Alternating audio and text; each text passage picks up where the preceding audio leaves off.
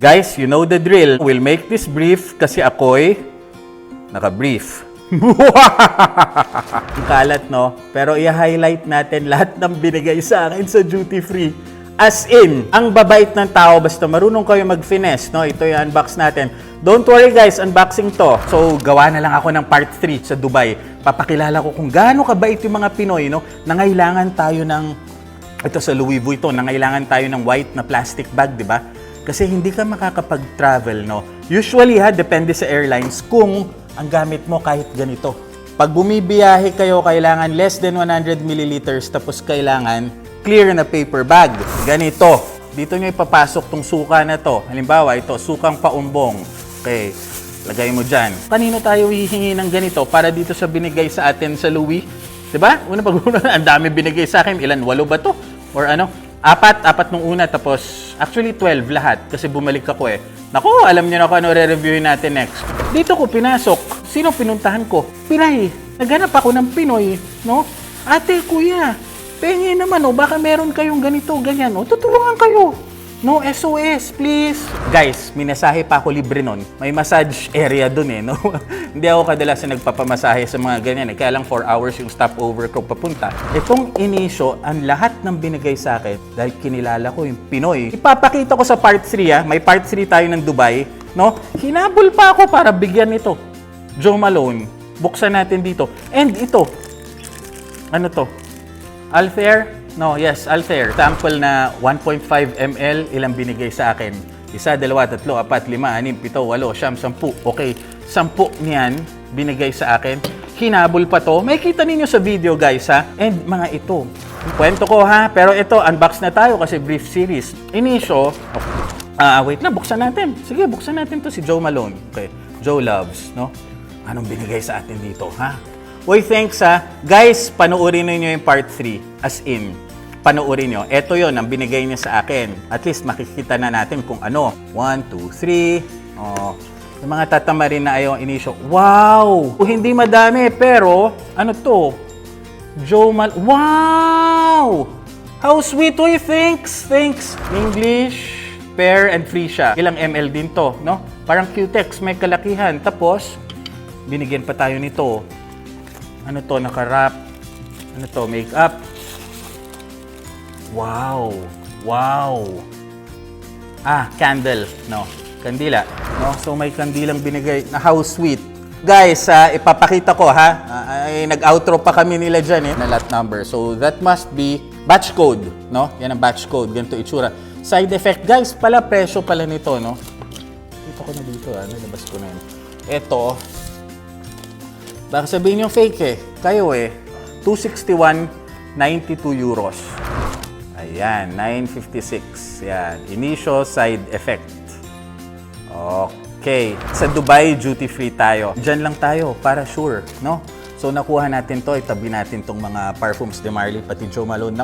Thank you. Love na love ko kayo, no? Ay, lalabas sila sa next, no? Saturday, post ko siguro. No, Saturday or Sunday, post ko. So, yan. Ito, open na natin, guys, ha? Huwag na natin siguro i-letter opener. Kamayin ko na. 1, 2, 3. 1, 2, 3. Pangit ng lighting kasi gabi na. Hindi ko pinili ito dahil ito ang pinakamahal sa inisyo. Guys, no. No. Nataon lang na itong pinakamahal. Pero para sa akin, bakit ko ina-unbox to? Kasi ito kayo eh. Napag-usapan natin yung RAM, di ba? No? Yung Tanduay. No? Ito, isa sa mga options ninyo, no? Side effect. Ayan. Ayan yung likod ha, para ma-check nyo. Ang ganda ng texture nito, hindi nyo lang makita, no? Scan to immerse into Initios universe, yan. So, pwede kayo mag-scan dito. Ayan. Okay, yan. Made in France. Okay? Ayun, nakita naman natin yung lot number dito kanina. Slide lang natin pataas. 1, 2, 3. Ito siya. Yan. Super ganda! What you see in the video does not justify what I see here, no, in person, no, in bottle form, no. Ay nako, and mabigat. Ayan, inisyo side effect. Actually, ang dami kong hiningi na side effect binigay sa akin dito no. So, hindi na tayo, ito, Oud for Greatness, no? Gusto nyo reviewin natin yan? Ano pa ba? Oud for Happiness. Meron na kasi tayong Oud for Greatness, eh. Pero syempre, ito yung talagang binibenta nila. Aphrodisiac, high frequency. Pwede natin reviewin, no? Pero through decants lang, no? Through testers lang, na tester bottles lang, no? Psychedelic Love, no? So, ayan. To, Rehab. Yan yung likod, ayun yung harap, no? Sige. 1, 2, 3. Yan. Paper lang to, no karton, no? Grabe, mabigat. Halatang kalidad. Ayan guys. 319 3001. No? Yan yung batch code natin kanina. 1, 2, 3. Lahat kalidad. Yun na lang guys ha. Pangit ang lighting, sabihin ko lahat kalidad. Mabigat, no? Actually, parang glass nga to eh. Yung dating nito eh. Mabigat na parang glass, no? Ayan na, inisyo. Okay, side effect. Okay, yan. Okay. Oh, yan. Spray natin guys ha. Kung may nag-spray na, okay? White pa lang atomizer. Ayan, white. Okay. Dito sa taas, syempre, andyan yung inisyo. Inisyo Parfums Privé, no? So, inisyo yan. Sige, spray natin guys ha. Tingnan natin. Baka niloko tayo, na-spray na pala. Spray ko na dito, sa harap na mismo ng cam, no? Bababa ko yan ha, kung may lalabas. 1, 2, 3. Walang lumabas. Todo na yan. Okay? Kasi bago, humihigop. O, akit ko. Okay, dito na tayo. Sayang naman yung telepono eh. Baka may lumabas na. 1, 2, 3. Pangalawa, wala pa rin. Okay? Pangatlo, 1, 2, 3. Ayan, isa. Dalawa. Ganyan. Tangina.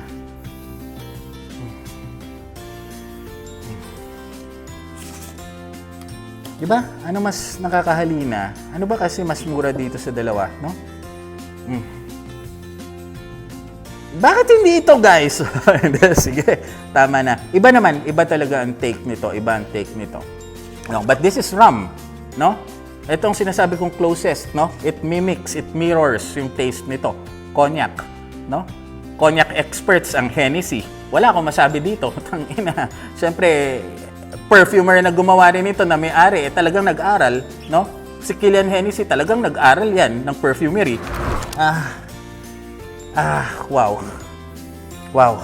Dito tayo sa kabila, ha? Isa lang guys, ha? Isa lang kasi talagang matapang. Ang pure nito. Okay. 1, 2, 3. Woo! May mga nagsasabi, Kuya dito, ba't hindi ka mag-Middle Eastern? Okay, sige.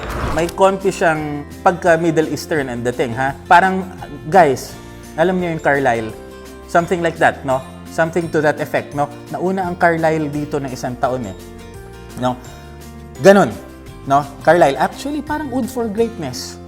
Ginawa yung Oud for Greatness a couple or 3 years after this, no? Dito. They lifted some of the notes, yung vibe, no? Yung dating from here, no? Yung inisyo, alam ko naman yung amoy niya. May kita niyo yung amoy ng bawat house, guys, no? Pag talagang masanay kayo, halimbawa, Memo, no? Memo Paris, no? Alam niyo yung lahat, ganito yung amoy ng Memo Paris. Isa lang kasi pinagkukuhaan. Isa lang pinagkukuhaan nila, halimbawa, ng raw materials, no?